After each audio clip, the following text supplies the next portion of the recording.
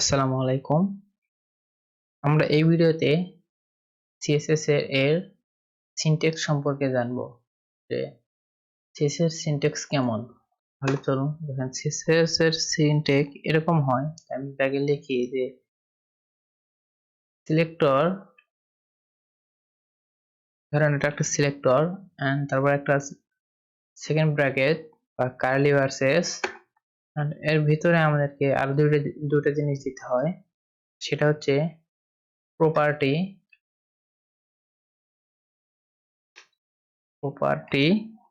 আর এখানে একটা ক্লোন।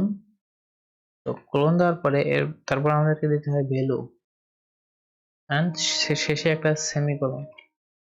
এই ছিল CSS এর সিনট্যাক্স। এই সিনট্যাক্স এর মধ্যে যত CSS আছে সবগুলো লেখা হয়।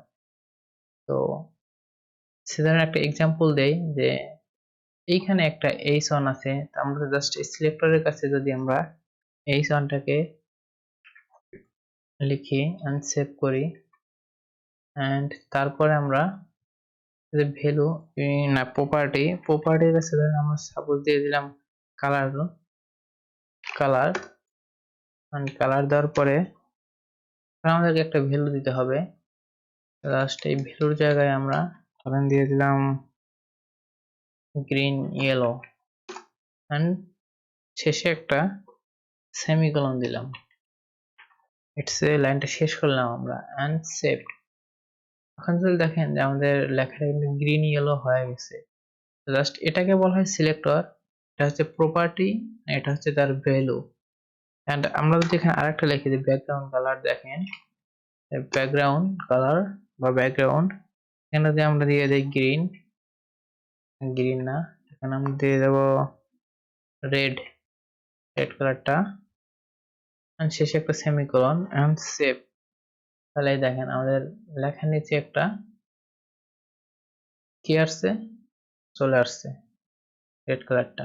এটা হচ্ছে CSS এর সিনট্যাক্স, যে CSS কিভাবে লেখা হয়। অবশ্যই মনে রাখবেন যে আগে থাকবে সিলেক্টর, সেখানে আপনি আপনার নামও দিতে পারেন। এখানে আমরা একটা আইডি আর ক্লাস নাম দিয়ে রাখছি টেক্সট। আমরা জাস্ট এটাকে রিমুভ করে দেই। এখান থেকে আমরা ডট, আমরা জানি CSS কে ধরার জন্য, ক্লাসকে ধরার জন্য ডট আর আইডি কে ধরার জন্য হ্যাশ। আমরা ডট দিয়ে যদি টেক্সটটা লিখি এন্ড এইখানে যদি আমরা লিখে দেই, আবারও লিখি ব্যাকগ্রাউন্ড কালার, ধরেন ব্লু ইয়েলো বা ব্লু। এখন যদি সেভ করি তাহলে দেখেন আমরা চাচ্ছি ওই যে লেখাটা এখন কালো কালো দেখা যাচ্ছে না, আমরা জাস্ট কালারটা যদি হোয়াইট করে দেই,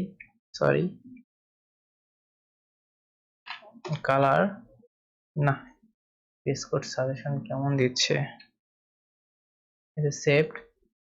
আমরা জাস্ট এখানে একটা সেমিকোলন দিতে ভুলে গেছিলাম, সেই কারণে এমনটা হয়েছে। এন্ড এখানে আমরা জাস্ট কালার কি দেব, হোয়াইট এন্ড সেভড। তাহলে দেখেন যে আমাদের ব্যাকগ্রাউন্ডটা ব্লু আসছে, লেখাটা হোয়াইট হয়ে গেছে। তো এই ভিডিও এতটুকুই, আমরা CSS সম্পর্কে জানলাম।